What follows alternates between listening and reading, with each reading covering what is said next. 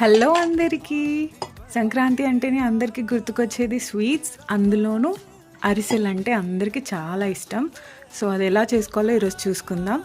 So నేను ఒక cup బెల్లానికి ఒక కప్పు వాటర్ తీసుకున్నాను అండ్ 1 కప్ బెల్లం తీసుకున్నాను కాబట్టి 1.5 కప్ బియ్యం పిండి తీసుకున్నాను. సో బెల్లం కరగడానికి పొయ్యి మీద పెట్టేసి కొద్దిగా నెయ్యి, కొన్ని నువ్వులు, యాలకుల పొడి వేసి బాయిల్ చేశాను. సో ఏంటి అంటే అది జస్ట్ కరిగితే సరిపోతుంది, మనకి మరీ బాయిల్ అవి తీగ పాకం రావాల్సిన అవసరం లేదు.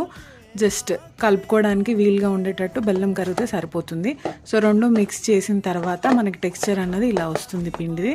సో మీరు ఒత్తి చూస్తే మనకి మెత్తగా ఉండాలి. సో మీకు అరిసెలు అన్నవి చాలా కన్సిస్టెన్సీ బాగుంటుంది. దానిపైన కొద్దిగా నెయ్యి వేసుకొని నేను కొద్దిసేపు పక్కన పెట్టుకున్నాను. ఇప్పుడు డీప్ ఫ్రైకి సరిపడా ఆయిల్ వేసేసి హీట్ అవ్వడానికి పెట్టేస్తాను. సో అంతలోపు మన చిన్న అరిసెలు చేసుకుందామండి. సో మీరు ఆయిల్ ఉన్న కవర్ ఏదైనా యూస్ చేయొచ్చు, లేదా ప్రెస్ కూడా యూస్ చేయొచ్చు. సో మీకు చూడండి, థిక్నెస్ ఇలా ఈ మాత్రం ఉంటే సరిపోతుంది. మరీ సన్నగా కాకుండా మరీ లావుగా కాకుండా మీడియంగా వేసి ఆయిల్లో వేసేసేయాలి. అది పూర్తిగా మునిగి అదంతట అదే పైకి తేలుతుందండి. ఇలా పైకి వస్తుంది.